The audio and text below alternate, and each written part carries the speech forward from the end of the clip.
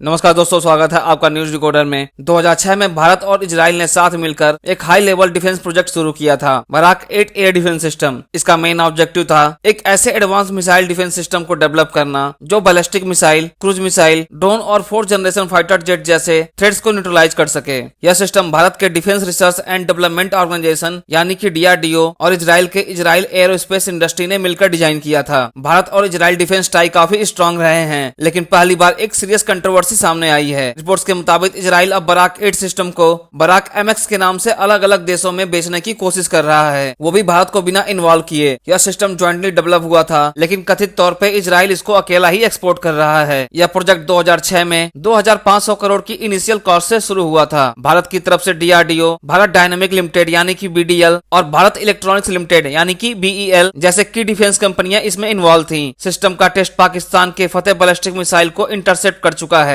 जब इसने हरियाणा के सिरसा रीजन में एक इनकमिंग मिसाइल को मिड एयर डिस्ट्रॉय कर दिया था। बराक 8 में एक खास टेक्नोलॉजी है, डुअल प्लस रॉकेट मोटर, जो मिसाइल को इन डिस्टेंस तक हाई स्पीड और एलिजिटी के साथ टारगेट हिट करने में मदद करती है। यह टेक्नोलॉजी DRDO ने एक्सक्लूसिवली इस प्रोजेक्ट के लिए डेवलप की थी। एक रिपोर्ट के मुताबिक इजराइल ने एक्सपोर्ट वर्जन में DRDO के contributions, specially dual plus rocket motor को इंक्लूड नहीं किया है, यानी इजराइल ने बराक 8 का एक डाउनग्रेडेड वर्जन रेडी किया है, जिसे वो बराक MX के नाम से इंटरनेशनल मार्केट में सेल कर रहा है। यह भारत के लिए सिर्फ इमोशनल या सिंबॉलिक कंसर्न नहीं है, बल्कि स्ट्रेटेजिक और इकोनॉमिक सेटबैक भी है। भारत ने इस प्रोजेक्ट में पैसा, टेक्नोलॉजी और मैन पावर दोनों इन्वेस्ट किया, लेकिन जब प्रोडक्ट सेल हो रहा है तो उसमें भारत की ना तो इंटेलेक्चुअल प्रॉपर्टी का जिक्र है, ना उसके फाइनेंशियल बेनिफिट्स का। तो सवाल उठता है, कौन कौन से देश इसके कस्टमर बन चुके हैं। रिपोर्ट्स के मुताबिक इजराइल ने अजरबैजान को 12 बराक मिसाइल सिस्टम का कॉन्ट्रैक्ट दिया है। साथ ही 2022 में मोरक्को के साथ $500 मिलियन का डील भी फाइनलाइज हुआ था। एक और रूमर के हिसाब से जिसमें कहा गया है कि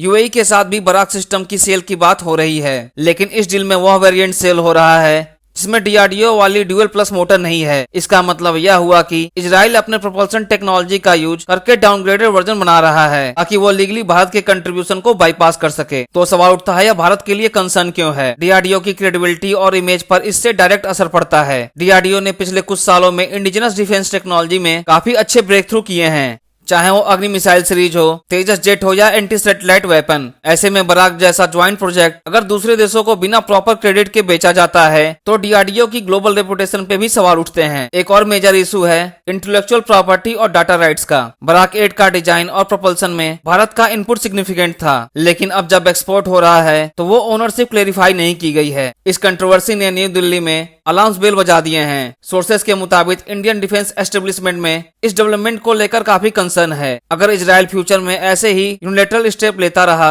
तो भारत के स्ट्रेटेजिक ट्रस्ट और मिलिट्री कोऑपरेशन पर भी असर पड़ सकता है। यह पहली बार है जब भारत और इजराइल के डिफेंस रिलेशन में इस तरह का मिसट्रस्ट का इशू सामने आया हो। पहले यह relation no question asked partnership माना जाता था, स्पेशली ड्यूरिंग करगिल वार और उसके बाद के सालों में, लेकिन अब सिचुएशन अलग है। फिलहाल DRDO की तरफ से इस मैटर पर कोई ऑफिशियल स्टेटमेंट नहीं आई है और जब तक रिस्पांस नहीं मिलता तब तक स्पेकुलेशन ही चल रहा है। लेकिन सोर्सेस के अकॉर्डिंग DRDO के इंटरनल सर्कल में इस इशू पर नाराजगी है। तो इस इशू को लेकर भारत को अगला कदम क्या क्या उठाना चाहिए। पहला है diplomatic clarity. Ministry of external affair और मिनिस्ट्री ऑफ डिफेंस को इजराइल से क्लियर क्लेरिफिकेशन लेना चाहिए कि बराक MX एक्सपोर्ट वर्जन में भारत की इंटेलेक्चुअल प्रॉपर्टी और कंट्रीब्यूशन को क्यों इग्नोर किया गया। दूसरा है लीगल रूट। अगर intellectual property rights officially documented हैं तो भारत इंटरनेशनल आर्बिट्रेशन या लीगल फोरम में भी अपना केस ले जा सकता है। तीसरा है एक्सपोर्ट कंट्रोल एग्रीमेंट। फ्यूचर में ऐसे ज्वाइंट प्रोजेक्ट्स में भारत को टेक्नोलॉजी शेयरिंग और एक्सपोर्ट प्रोटोकॉल क्लियरली डिफाइन करने चाहिए। और चौथा है सेल्फ रिलायंस पुश। यह एपिसोड एक रिमाइंडर है कि भारत को इंडिजिनस सिस्टम जैसे आकाश नेक्स्ट जनरेशन और XRSAM पर अपनी डिपेंडेंसी बढ़ानी चाहिए। बराक 8 सिर्फ मिसाइल सिस्टम नहीं है, यह भारत और इजराइल के डिफेंस कोऑपरेशन का